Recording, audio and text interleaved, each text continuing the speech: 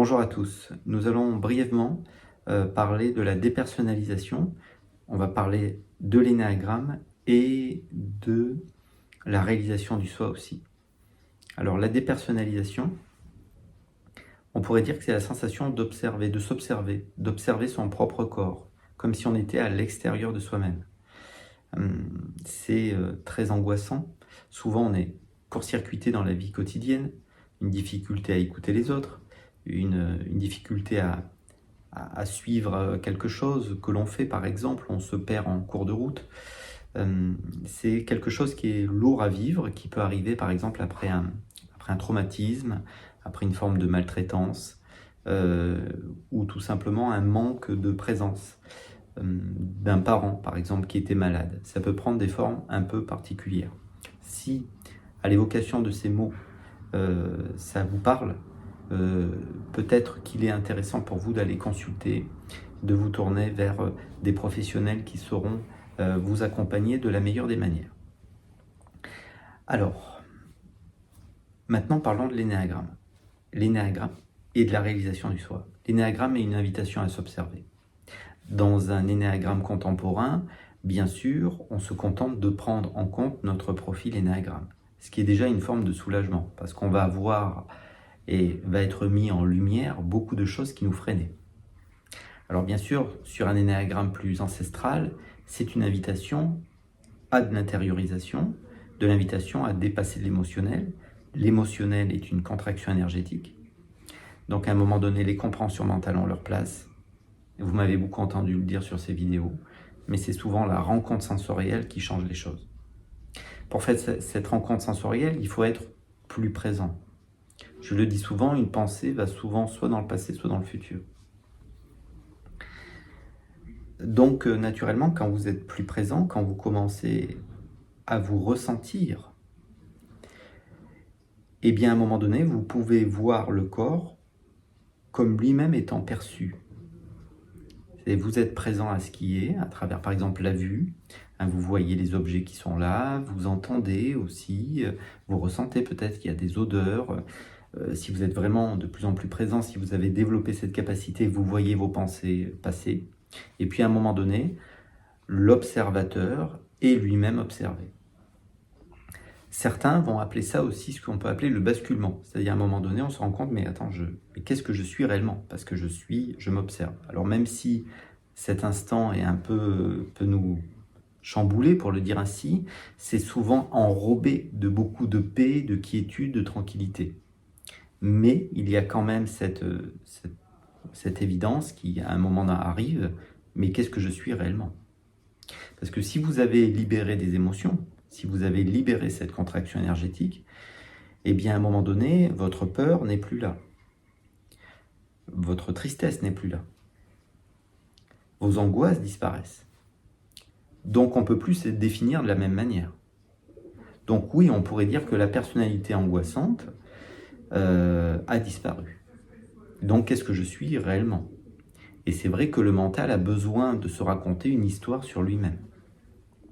Alors c'est ce qui est intéressant avec l'énéagramme, c'est que ça va pointer effectivement notre involution et l'évolution, même si la conscience que nous sommes n'évolue pas.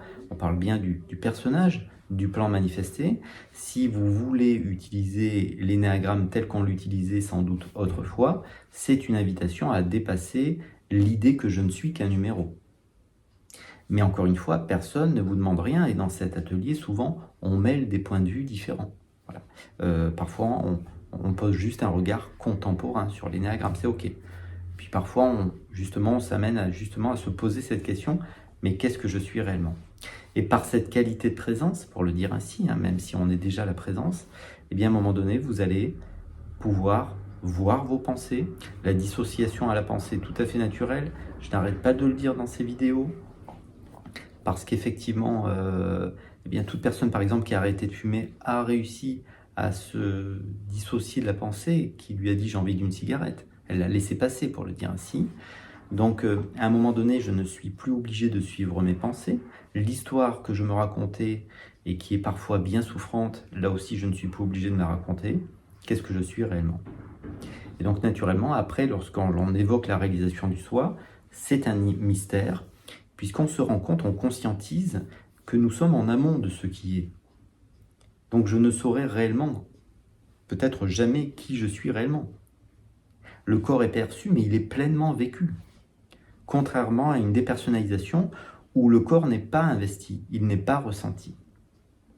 Et d'une certaine manière, beaucoup d'entre nous, on ressent très peu le corps. Donc c'est un vécu un peu particulier, la réalisation du soi, parce qu'à la fois, vous vivez pleinement le corps et en même temps, vous l'observez en permanence. Et là, on ne peut pas parler de dépersonnalisation. Alors à un moment donné, effectivement, l'énéagramme, de la même manière, vous pouvez potentiellement l'abandonner.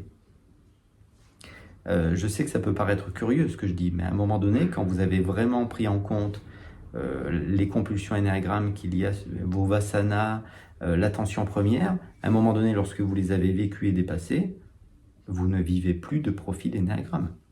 Vous vivez spontanément.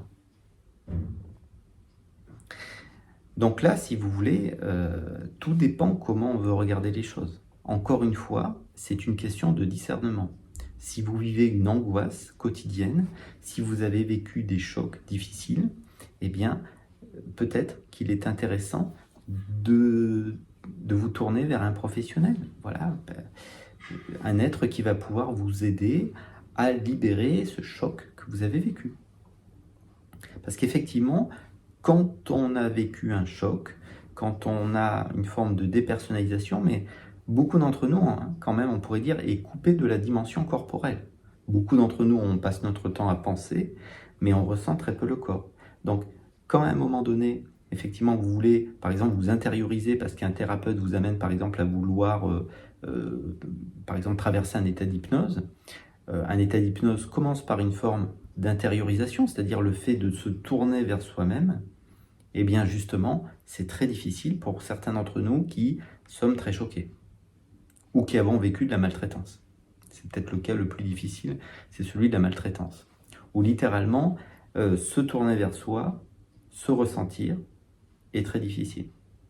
À ce titre-là, on pourrait se demander si nous ne souffrons pas tous, par moment, d'une forme de dépersonnalisation.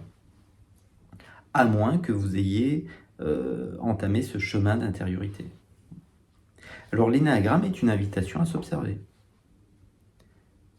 Alors, soit c'est une observation contemporaine et elle est réduite à une observation mentale, soit c'est un énéagramme ancestral et là vous êtes sur quelque chose de plus intérieur, pour le dire ainsi. Mais à un moment donné, effectivement, plus vous observez, plus vous dépassez de l'émotionnel et moins vous savez qui vous êtes. Je prends parfois l'exemple d'Erika. Erika était de structure 4, donc un être très passionné, avec beaucoup de swing émotionnel. Et puis un jour, on ne sait pas pourquoi, elle a décidé de se passionner pour la méditation. Elle a commencé à méditer 10 heures par jour. Je vous garantis qu'au bout de quelques années, vous ne la reconnaissez plus. Et d'une certaine manière, elle non plus ne se reconnaît plus. Mais peut-être tant mieux. Effectivement, parce qu'elle a dépassé des choses, elle a dépassé des difficultés qu'elle ressentait, la blessure d'abandon qui est propre à la structure 4, entre autres. Donc, sans forcément parler d'énéagramme, sans forcément parler de la réalisation du soi, si vous avez jamais... Alors, la réalisation de soi et la réalisation du soi n'a absolument rien à voir. La réalisation de soi, c'est, on va dire, l'amélioration de la personnalité. Bon, là, tout ce qu'il y a derrière, c'est très utile. La réalisation du soi, vous laissez tomber tout ça, ça n'existe plus. Voilà, la réalisation du soi, c'est être avec ce qui est comme c'est et être dans l'acceptation absolue et totale de tout ce qui est. Mais attention, l'acceptation absolue et totale de ce qui est, c'est aussi l'acceptation totale de mon ressenti. Et souvent, mon ressenti pourrait me faire aller dans une autre direction. Donc, à un moment donné, oui, quand vous réalisez le soi, la personnalité a été vue, pour le dire ainsi, a été dépassée. Et vous êtes dans une forme d'action plus spontanée, encore une fois. Donc, les autres risquent de ne plus vous reconnaître. parce que vous ne réagissez plus de la même manière, vous n'êtes plus dans l'interaction avec les autres de la même manière.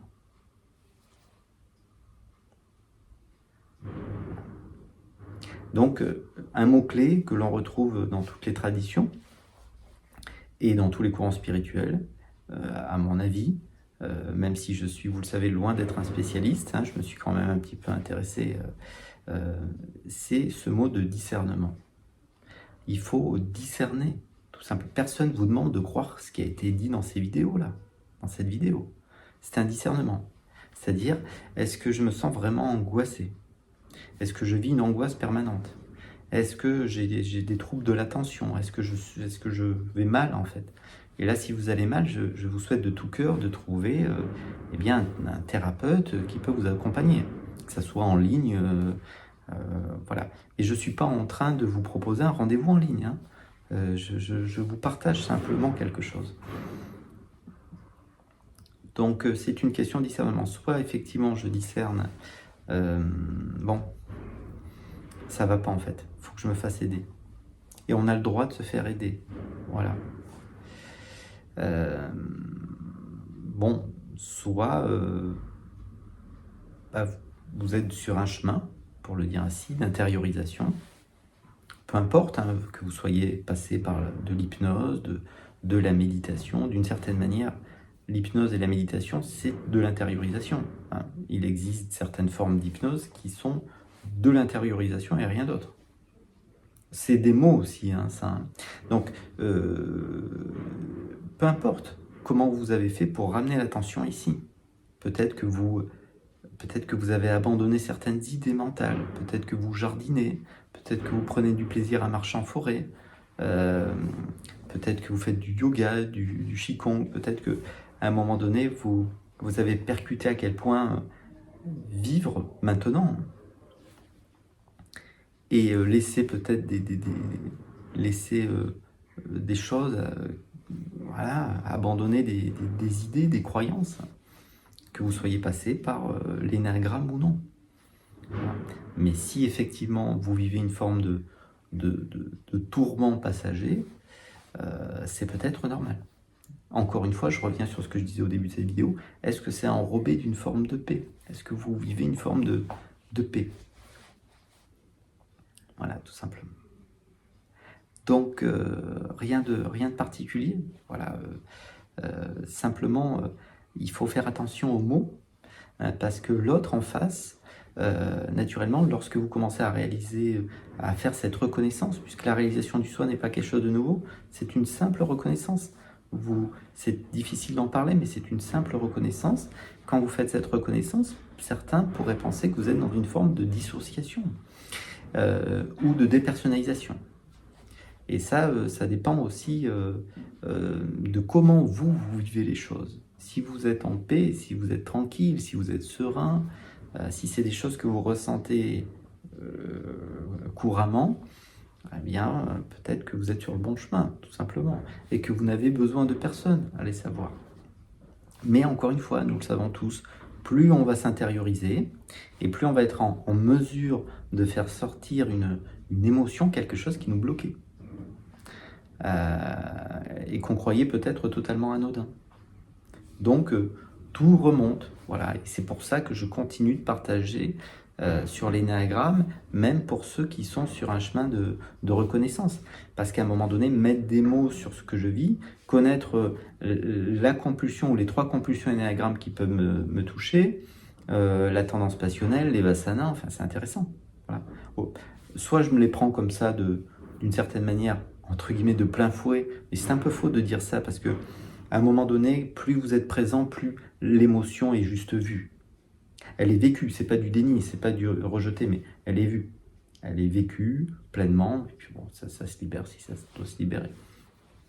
Donc mettre des mots dessus, est-ce que c'est nécessaire à chaque fois? Je sais pas.